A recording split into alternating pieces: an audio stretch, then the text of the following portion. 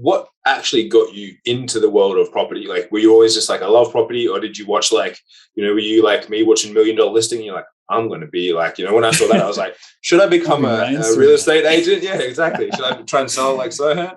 What got you into the game? That's a great question. I mean, I kind of mentioned it. I studied supply chain in university. I worked in oil and gas, and it was kind of unfulfilling to me. I didn't see myself being stuck behind the cubicle too long. And I like the idea of being out and about, talking to clients, seeing different properties, driving around town, just moving, right? I have a stand-up desk right now. I don't want to be sitting too much all day. And I like seeing new things. I guess novelty is something that I'm interested in. My life coach was telling me I need more new stuff in my life. Like I get kind of bored and used to stuff easily. So when I can see some amazing thing like the Great Sand Dunes, I just went there recently in Colorado. I forget the little town that it's in. It was eye-opening to me because I'm like, whoa, feels like I'm in the desert. I'm just looking for a magic carpet. I haven't seen something like this, right? So property was the same thing.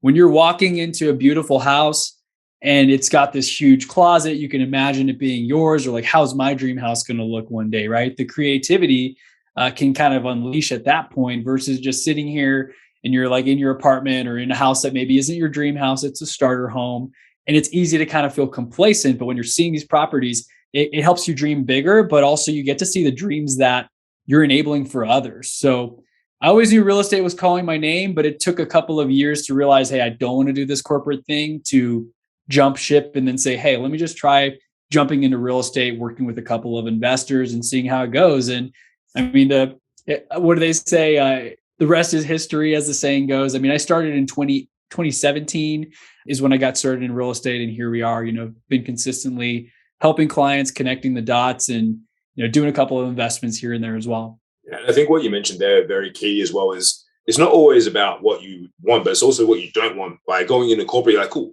actually, I don't want this. And you have to go through those experiences sometimes. It's like, you can't always hit the nail on the head and be like, I'm going to become the best property connector ever, and I'm just going to start there because I know that's what I want. It's like, oh, what is this? And you're like, okay, I don't like all these things. So how do I remove that and then be able to do what I actually want to do?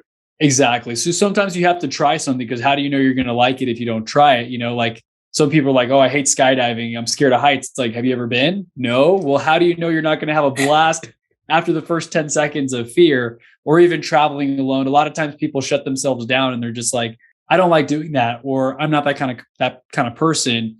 And they're automatically labeling themselves where now they're not going to be that kind of person because they just said that they can't, right? I'm very careful with the words that I use in everything that I do, real estate and productivity and working out and all of that. Yeah, 100%. I know, like, even for me, when I just to push myself out of my comfort zone a bit, every time I go to a new city, like when we were able to travel free and easily, I would travel a lot for speaking events and whatnot. And I would always try and find, especially in some of the Asian countries, it was pretty weird, but like, what's like the local delicacy? What's the different thing that they have? And I would try it. I know, like, I'm going to eat it. Like, I'm going to give it a try and see what it's like, just to push myself outside that comfort zone.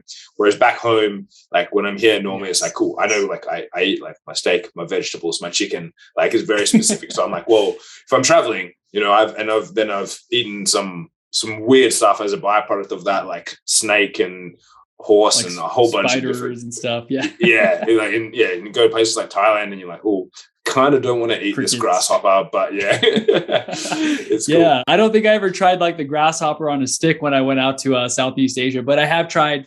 I love finding the hole in the wall place that has really good reviews, and it's like $3 a plate. I'm like, how the heck is it so cheap? Everything in the US is, maybe the inflation, everything's making everything seem even more expensive. But I just remember Vietnam and Thailand and trying new things, getting outside the comfort zone, doing that consistently. It's very freeing, because now when you're comfortable being uncomfortable, nothing really freaks you out, right? Everything happening in the world now, just knowing that nothing's certain and things can change tomorrow.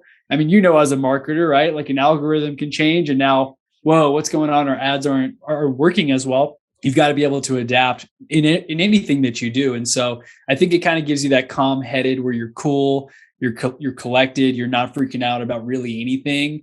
It's like you're a robot sometimes, I'm like, hey, what's the mission? These are my tasks today. I'm going to get them done no matter what's happening. I'm not watching the news or anything. I'm going to go work out. I'm going to go make a content post on my social media, and then I'm going to do a podcast. And, if an asteroid hits Earth at noon, like I can't control that. I'm focusing on what can I actually control, which I think is an important mindset for entrepreneurs and people in general.